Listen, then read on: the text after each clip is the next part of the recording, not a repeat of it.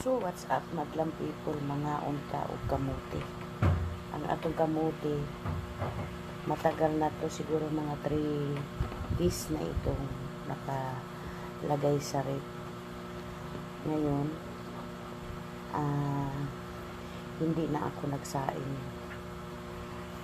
dahil gabi na. Ito na lang ang hapunan natin, hindi na tayo kakain ng kanin, bukas na lang. Mm.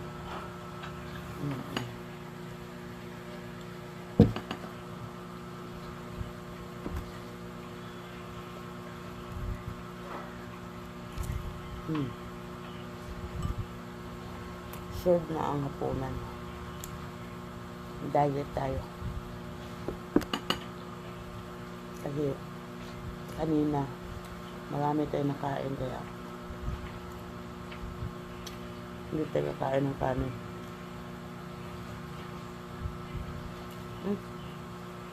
Nga, kaon ka.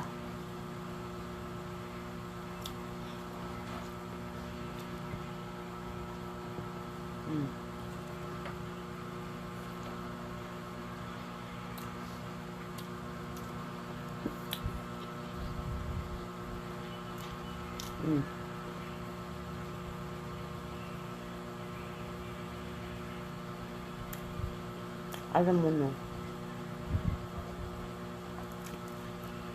pag hindi tayo makapag-upload ng 2 araw, nababawasan yung ating followers.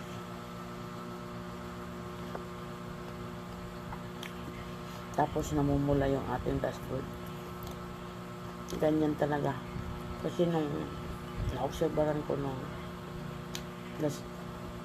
nagkasakit ako,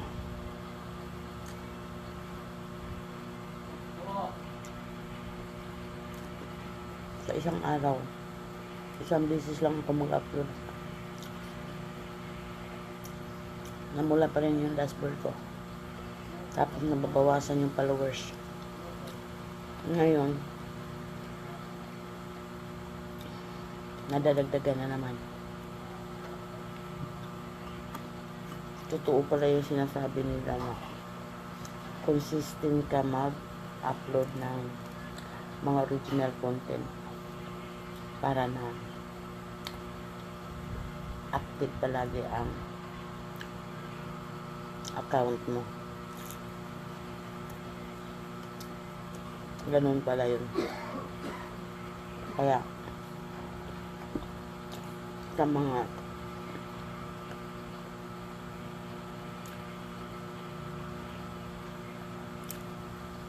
sumusuporta kay Mami Banje at nag-follow kay Mami Banje, maraming salamat sa inyo guys, dahil minamahal nyo ang Mami Banje.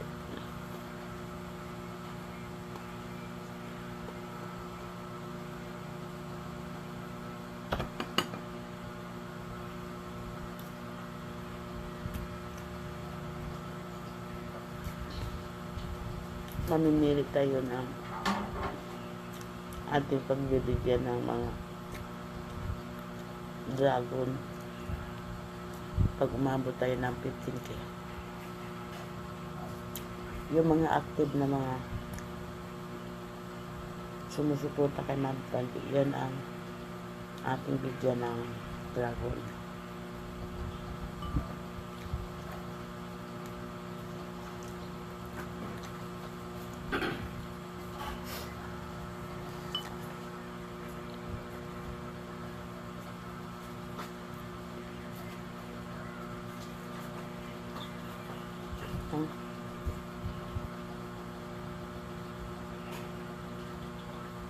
Sarap pala yung kamote pag malamig.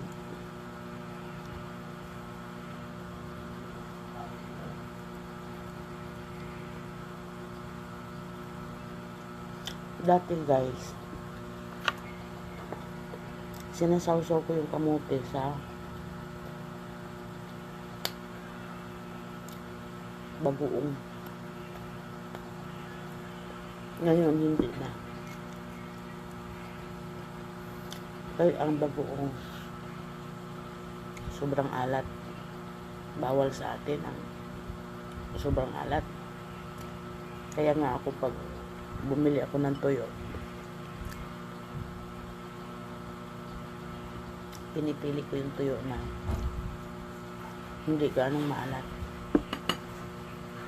Pagka nabili ko yung tuyo na maalat, talagang huhugasan ko ng tubig. Tanggalin ko yung alat. Ganun ang ginagawa ko. Kasi mataas ng ating sugar, mataas ng ating cholesterol, lahat pagtaasan.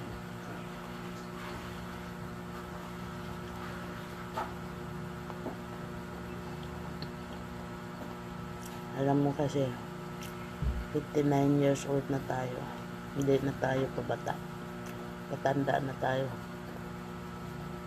Hindi na mapigilan ang ating katandaan. Next year, 60 na tayo. Kaya, sino yung tubig? Control tayo sa mga maaalat, mga soft drinks. Kasi pag may edad ka na, mabilis lang ang akyat ng sugar.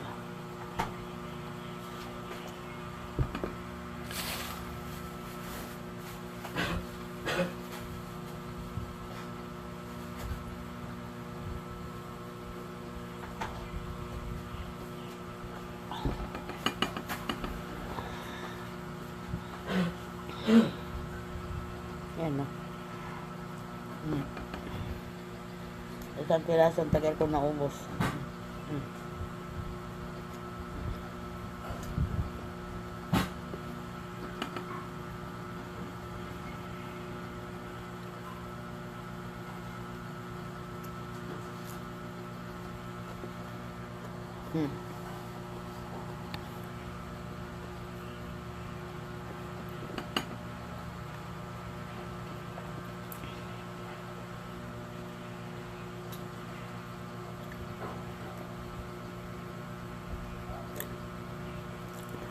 Bukas maglalaga na naman ako ng sarap sana yung kamuting kahoy, bataan, tapos i-stock sa rep kasi masarap ang mga kamuting kahoy pag malamig, para pagka gusto mong kumain may stock sa rep. Gaya ngayon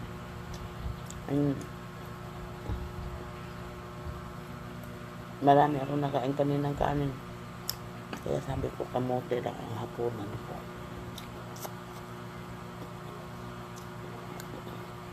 Kahit ilang araw yung kamote at saka kamuting kahoy hindi mapanis basta nasa rep.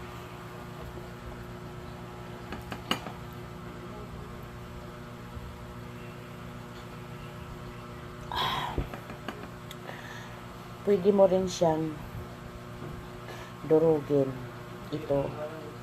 Tapos pag nagturta ka ng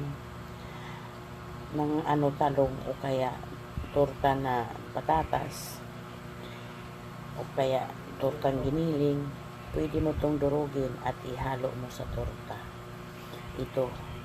O kaya sa talong, magisa ka ng giniling, tapos durugin mo ito, ihalo mo doon sa giniling at pag-isa sa giniling. Tapos yun ang ibabaw mo sa tortang talong. Masarap ito. Kaya hindi ako nawawala na. Kasi gaya ngayon, mahal ang mga patatas. Maliit lang, 30 na. Ito yung nilalagay ko sa mga torta. Kaya para kahit sa mga talong nilalagyan ko ng kunting giniling, tapos dinudurugan ko ng kamote at saka carrots. Yon ang ihalo ko doon sa tortang talong. Sarap na sarap ang mga anak ko kumain.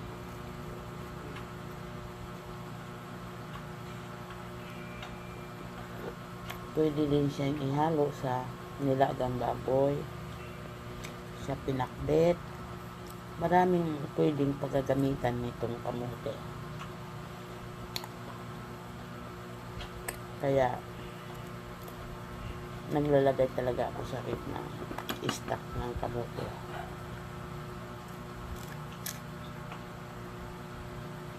Pag nagdininding ka rin, pwede mo rin itong ihalo na dininding.